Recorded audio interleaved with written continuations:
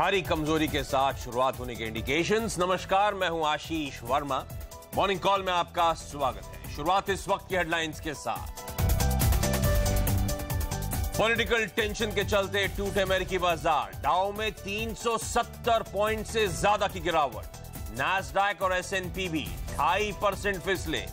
निवेशकों को रिफॉर्म में रुकावट का डर। यूरोपियन बाजार भी 1.5% नीचे। एशियाई बाजारों की भी खराब शुरुआत। निक्केई करीब 2% टूटा। SGX निफ्टी से भी कमजोर संकेत।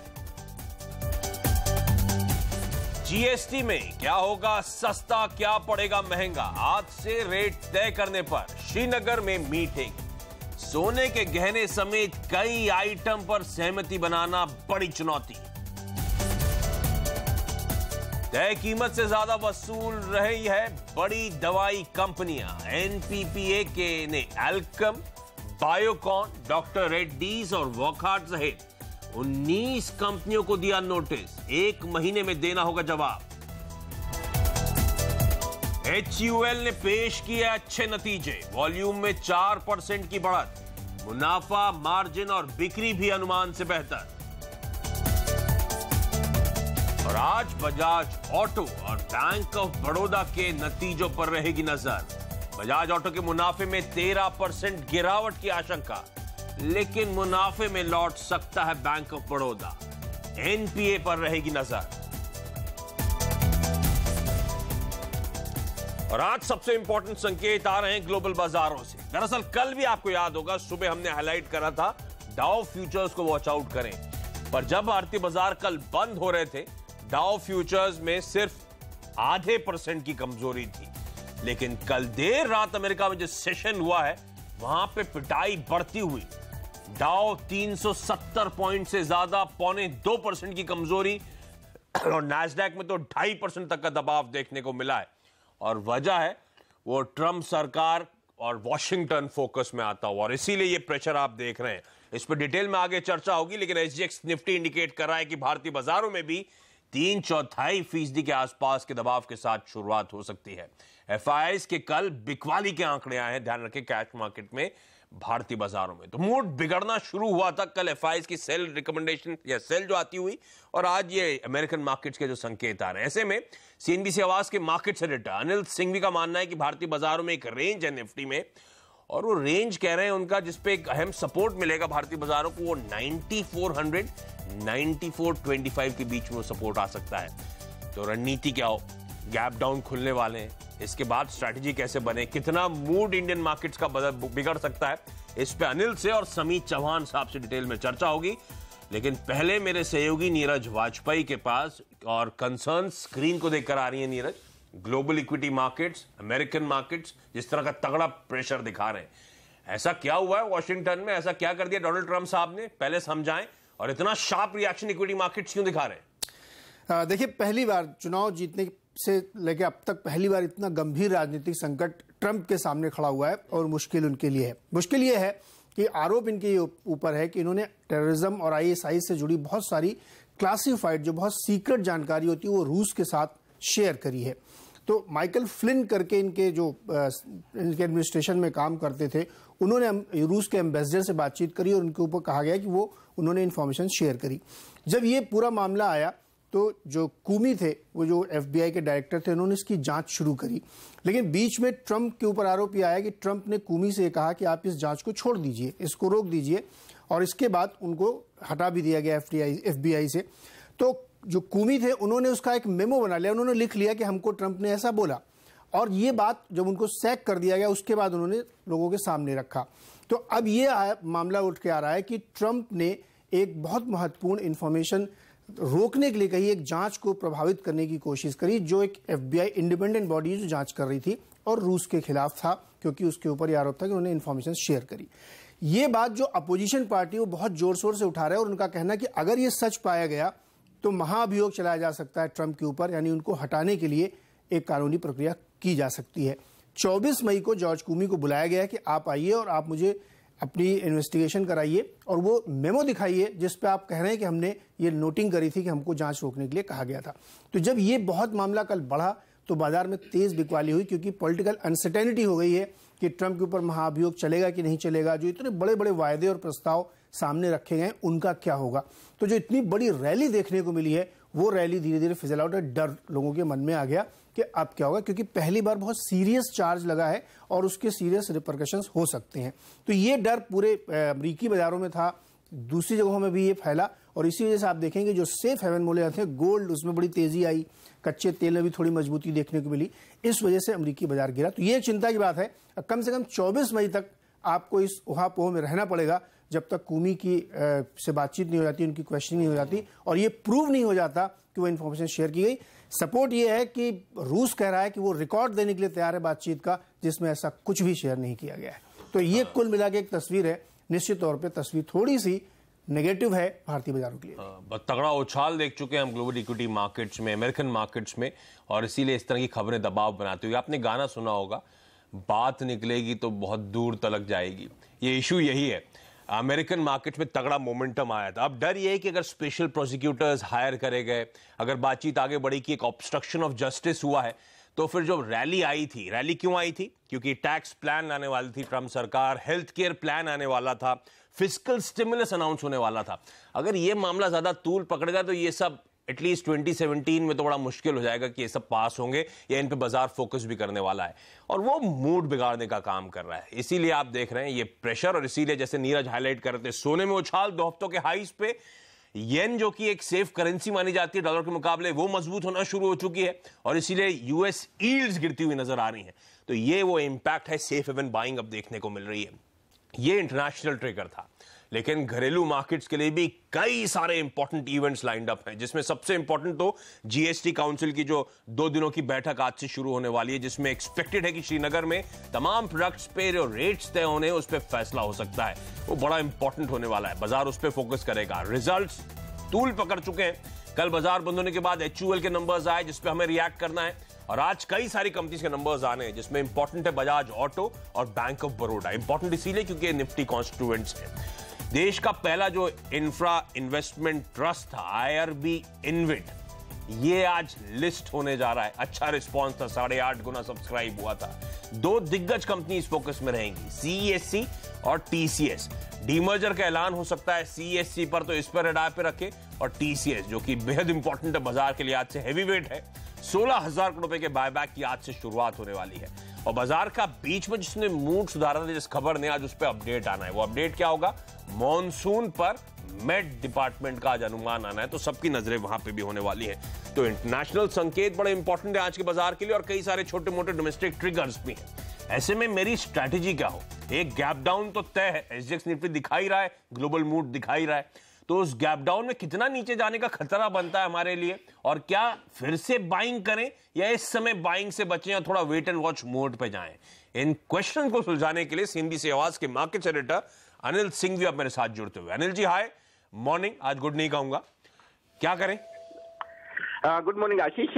मुझे लगता है कि कमजोर शुरुआत के लिए तो अंदाजा लगाना बड़ी बात नहीं, लेकिन आज ओपनिंग से ज्यादा क्लोजिंग वाले लेवल्स अहमियत वाले हैं। 9,400 के नीचे क्लोज हो तो दिक्कतें बढ़ेंगी। अगला सपोर्ट जो निफ्टी पर इंपॉर्टेंट आता दिख रहा है वो 9,400 9,425 के आसपास माना जाए। दूसरा बैंक निफ्टी पर 22,700 के नीचे क्लोजिंग पर दिक्कतें बढ़ेगी, क्योंकि 22,600 22,700 बैंक निफ्टी पर अगला अहम सपोर्ट है। तो कमजोर शुरुआत होगी। अब ये करेक्शन आना तय था, क्योंकि हम कल भी बात कर रहे थे कि पुटकॉन रेशियो अलार्मिंग लेवल पर है। 1.41 पर पुटकॉन रेशियो पहुंचता हुआ दिखा है।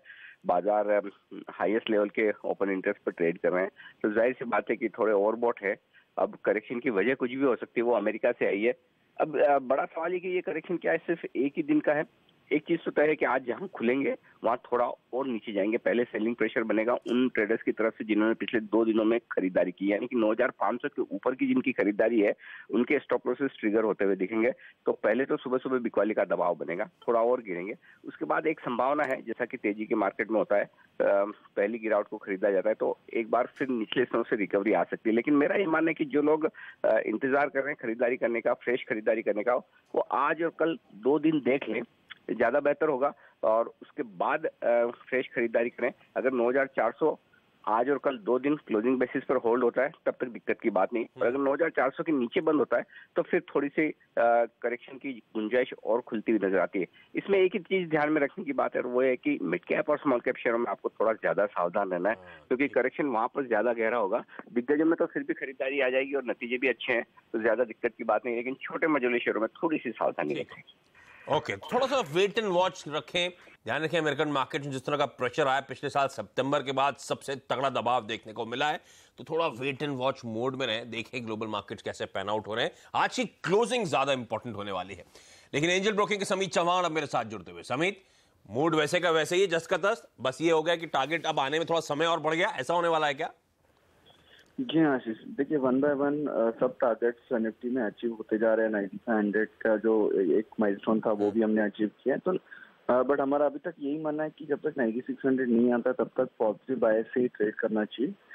तो हम यहाँ पे भी पॉजिटिव बायस से ट्रेड करेंगे। और जो ये अभी हम एचडीएफसी देख रहे हैं, मतलब क्या हुआ, किसी भी अभी जो कमजोरी आ रही है एचडीएफसी तो इंडिकेट कर रहा है वो गिरावट में मैं खरीद लूं?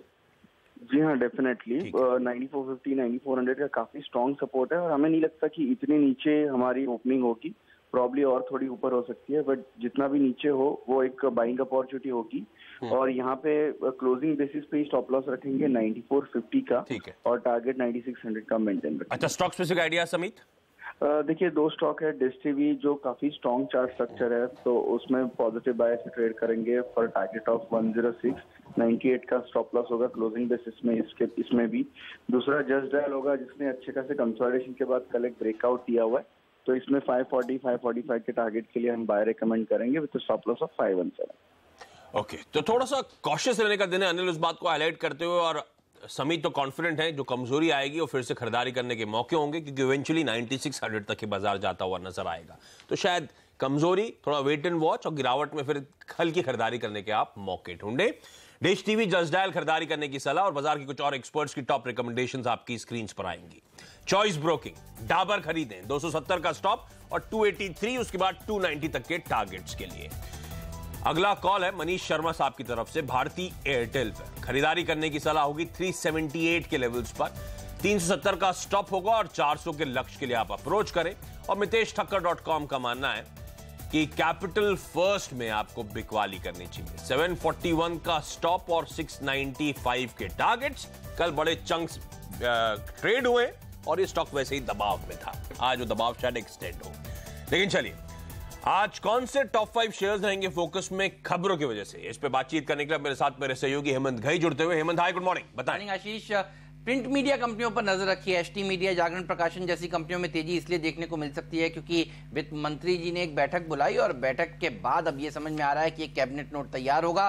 विदेशी निवेश की जो सीमा है वो अभी 26% है प्रिंट मीडिया में, उसको बढ़ाकर 49% कर दिया जाएगा। तो माना जा रहा है कि अगली कैबिनेट की बैठक में इसको हरी झंडी मिले, तेजी देखने को मिल सकती है। कंस्ट्रक्शन के शेयरों में भी तेजी देखने को मिल सकती है।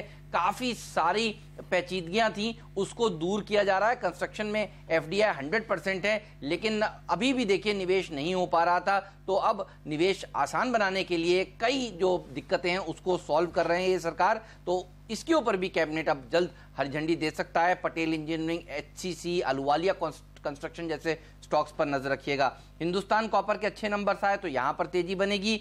एलेम्बिक, बायोकॉन, डॉक्टर रेड्डीज, वोखार्ड, ये तमाम ऐसी कंपनियां जहां पर दबाव देखने को इसलिए मिल सकता है क्योंकि NIPPA ये सरकारी एजेंसी है, रेगुलेटर है दवा की भारत में, और इन्होंने इन कंपनियों को ये शो कॉज नोटिस दिया है और कहा है कि बिना अप्रूवल के दवाएं क्यों लॉन्च की भारत में। 1 महीने का समय है इन कंपनियों को जवाब देने के लिए। बहरहाल आज प्रेशर देखने को मिल सकता है पूरे फार्मा सेक्टर पर। इसी खबर के चलते डाबर पर भी नजर रखिए। 2 साउथ अफ्रीका की कंपनियों को ये खरीद रहे हैं। तो पहले गोदरेज कंज्यूमर्स लगातार एक्विजिशंस कर रही थी, और अब एक और FMCG कंपनी डाबर की नजर साउथ अफ्रीका के मार्केट्स के ऊपर है। दिलीप बिल्डकॉन के भी अच्छे नंबर्स के दम पर यहां पर भी आज तेजी देखने को मिल सकती है। ओके, ये जो स्टॉक्स हैं, ये जो सेक्टर्स हैं हेमंत हाईलाइट कर रहे हैं, तो आज फोकस में रहेंगे ही रहेंगे। लेकिन साथ ही एक दिग्गज आपके रडार पे होना चाहिए, वो है हिंदुस्तान यूनिलीवर लिमिटेड, यानी कि HUL। बाजार बंद होने के बाद इस कंपनी के रिजल्ट्स आए और एक्सपेक्टेशंस थी कि नंबर्स अच्छे आने चाहिए, क्योंकि यूनिलीवर की जो इंटरनेशनल मार्केट्स में कमेंट्री आई थी भारत को बाजारों को लेकर, गोदरेज कंज्यूमर के जिस तरह के रिजल्ट्स आए थे तो एक्सपेक्टेशंस बढ़ने लगी थी, और जो पोल था हमारा उससे बेहतर परफॉर्मेंस है। सबसे इंपॉर्टेंट वॉल्यूम का आंकड़ा 2 से 3% एक्सपेक्टेड था, 4% पे वॉल्यूम्स आए। बाकी पैरामीटर्स पे भी स्ट्रांग परफॉर्मेंस है। आय में 6.25%, उम्मीद से बेहतर उछाल, और मार्जिन 90 बेसिस पॉइंट्स इंप्रूव होते हुए।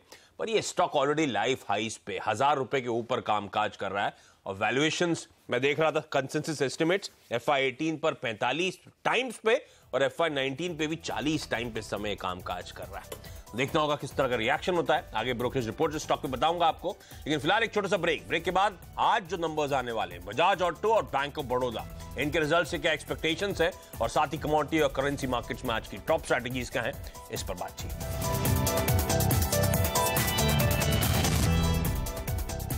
ब्रेक के बाद आपका स्वागत है, और आज 2 इंपॉर्टेंट रिजल्ट्स हैं, बजाज ऑटो और बैंक ऑफ बड़ौदा। क्या एक्सपेक्टेड आपको क्विकली बता देता हूं। बजाज ऑटो कमजोर नंबर्स एक्सपेक्टेड नहीं, क्योंकि पिछले क्वार्टर Q4 में वॉल्यूम्स गिरे थे, बिक्री घटी थी, तो मुनाफे पे एक्सपेक्टेड है कि 13% के आसपास का दबाव होगा। बैंक ऑफ बड़ौदा के केस में तो सबकी नजरें एसेट क्वालिटी पर है। ग्रॉस एनपीए पे कोई भी सुधार पॉजिटिव होगा, और स्लिपेजेस बाजार फोकस करने वाला है। तो 3000 करोड़ रुपए का आंकड़ा याद रखें, इसके नीचे के स्लिपेजेस बाजार मानेगा पॉजिटिव है। लेकिन इंपॉर्टेंट बैठक होने वाली है आज। जीएसटी लागू होने के बाद किन किन सामान और सेवाओं पर कितना टैक्स लगेगा, यह तय करने के लिए आज से श्रीनगर में 2 दिनों की बैठक शुरू हो रही है। जीएसटी काउंसिल की इस बैठक में सबसे ज्यादा चुनौती यह तय करना होगा कि सोने के गहने पर कितना टैक्स लगाया जाए और जरूरी सेवाओं को किस टैक्स दायरे में रखा जाए। पूरी खबर पर बात करने के लिए चलते हैं लक्ष्मण रॉय के पास। लक्ष्मण, हाय, गुड मॉर्निंग। ये बैठक समझाएं, कितनी अहम होने वाली है? हालांकि सरकार ने पहले यह तय कर रखा है कि 4 अलग अलग टैक्स स्लैब होंगे, 5%, 12%, 18% और 25%। सारे सामान और सेवाओं को इसी टैक्स स्लैब में रखा जाएगा। मिसाल के तौर पर अगर किसी सामान पर अभी 6% का टैक्स लगता है तो उसे नजदीकी ब्रैकेट यानी 5% वाले स्लैब में डाल दिया जाएगा, यानी उस पर 5% का टैक्स लगेगा। लेकिन इन सब के बीच सबसे ज्यादा निगाहें या फिर कहें मतभेद इस बात पर टिकी हैं कि सोना और सोने के गहने पर टैक्स कितना लगता है। इंडस्ट्री चाहती है कि 1.5% से ज्यादा टैक्स न लगाया जाए, कुछ राज्य चाहते हैं 1 या 2% से ज्यादा टैक्स न लगाया जाए, जबकि कुछ राज्य चाहते हैं 6% तक टैक्स लगाया जाए। तो यह काफी अहम होगा कि सोने के गहने पर कितना ज्यादा टैक्स लगाया जाता है। ज्वेलरी कंपनी, ज्वेलर सेक्टर से जुड़े हुए जो लोग हैं उनके लिए फैसला काफी अहम होगा। दूसरी बात है, इसमें 100 आइटम है उस पर कोई टैक्स नहीं लगाया जाएगा। जैसे दूध, दही, जैसे फल, सब्जी जैसे आइटम है उस पर किसी भी तरह का टैक्स नहीं लगाया जाएगा। ऐसे 100 आइटम को जीएसटी के दायरे से बाहर रखा जा रहा है। अब एक दूसरा पक्ष है, वो है सर्विस सेक्टर का। तो सर्विस सेक्टर में भी अलग अलग टैक्स स्लैब होंगे। कुछ सेवाएं जो बहुत ही सुविधाजनक सेवाएं हैं वो थोड़ी महंगी हो सकती हैं, उस पर अभी अधिकतम 15% का टैक्स लगता है, तो वो 18% का टैक्स लगना उस पर शुरू हो जाएगा। लेकिन जो थोड़ी जरूरत वाली सेवाएं हैं उस पर 12% का टैक्स लगेगा। लेकिन जो बेहद ही जरूरी सेवाएं हैं, जैसे माल ढुलाई जैसी सेवा है, उस पर 5% का टैक्स लगेगा। यानी कुछ सर्विस जो है वो महंगी हो जाएंगी, कुछ सेवाएं सस्ती हो सकती है। तो फिर सबकी नजरें होंगी कि इस तरह के टैक्स स्लैब होने वाले प्रोडक्ट के लिए सबकी नजरें होगी, और सब कोई सहमति बनती है इन 2 दिनों में या नहीं, वो इंपॉर्टेंट होगा जानना। लेकिन कमोडिटी मार्केट्स में स्ट्रैटेजी, एसएमसी कॉम्पिटेट की वंदना भारती मेरे साथ जुड़ती हुई। वंदना, हाय, गुड मॉर्निंग। क्या स्ट्रैटेजी होंगी आज की मैम? गुड मॉर्निंग आशीष। जिस तरीके से यूएस में फियर है और ट्रंप का इशू चल रहा है, मुझे लग रहा है कि गोल्ड में सेफ हेवन बाइंग कंटिन्यू हो सकती है। डॉलर इंडेक्स बहुत नीचे ट्रेड कर रहा है। मेरे ख्याल से एमसीएक्स गोल्ड को भी इसका फायदा मिलना चाहिए। 28,600 के करीब बाय करना चाहिए। 28,750 का टारगेट होना चाहिए। 28,525 का यहाँ पे स्टॉप लॉस क्रिएट करना होगा। और दूसरी कमोडिटी यहाँ पे क्रूड होगी, क्योंकि क्रूड में मुझे लग रहा है कि एक बार फिर से यहाँ पे सेलिंग आ सकती है। और जिस तरीके से इन्वेंट्री एक्सपेक्टेशन से कम यहाँ पे बढ़ा है, मुझे लग रहा है कि आज थोड़ा सा डीप हो सकता है सेलिंग प्रेशर। तो मेरे ख्याल से 3145, 3140 के करीब यहाँ पे सेल करना चाहिए। 3100 का टारगेट रखना चाहिए और 3160, 65 पर एक स्टॉप लॉस क्रिएट करके चलना चाहिए। डॉलर इंडेक्स 98 के नीचे 97.5 के लेवल पे ट्रेड कर रहा है। सोना खरीदें, कच्चा तेल बेचें, आज की स्ट्रैटेजी। यहाँ पे ब्रेक के बाद ब्रोकरेज हाउसेस के रडार पर क्या है ये बताएं।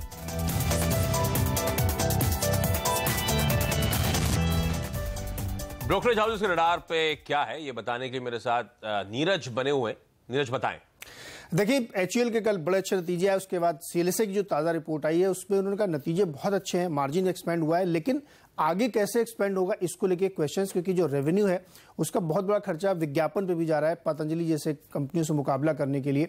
इसलिए उनका कहना है कि जो पिछले 2-3 महीने में 20-22% की रैली बनी है, इसके बाद ऊपर और तेजी आएगी ये क्वेश्चनेबल है, लेकिन नतीजे अच्छे, इसलिए उन्होंने अपना टारगेट सिर्फ अभी 1100 रखा, जो यहाँ से केवल 10% के आएगा। यूबीएस ने 2 रिपोर्ट्स दी हैं, एक जेएसडब्ल्यू स्टील पे और दूसरा यूनाइटेड ब्रूवरीज पे। यूनाइटेड ब्रूवरीज के लिए चिंता की बात है, नतीजे भी कमजोर हैं और उनका मानना है कि जो हाईवे के किनारे शराब की दुकानों पर प्रतिबंध लगाया गया है उसकी वजह से 40% तक वॉल्यूम गिर सकता है। महाराष्ट्र में बियर की कीमतें 66% बढ़ी हैं पिछले 6-8 महीने में, लेकिन डिमांड उसकी वजह से काफी तेजी से गिर रही है, तो ये भी एक नेगेटिव है। तो यूनाइटेड ब्रूवरीज पे उनको लगता है यहाँ पे दिक्कत है, बिकवाली करनी चाहिए, कमजोरी हो सकती है। जेएसडब्ल्यू स्टील नतीजे एक बार फिर बहुत बढ़िया दिए हैं कंपनी ने, लेकिन यहाँ पे कंसर्न ये है कि जिस तरीके से कंपनी बहुत एक्सपेंशन के मोड में जा रही है, एक्विजिशन करने की तैयारी कर रही है, उससे उनकी बैलेंस शीट थोड़ी स्ट्रेस हो जाएगी आगे जाते हुए, तो इसलिए वहां पे भी उनको लगता है कि थोड़ी सी कमजोरी रह सकती है। ये तो सही है, महाराष्ट्र में बड़ी महंगी हो गई है।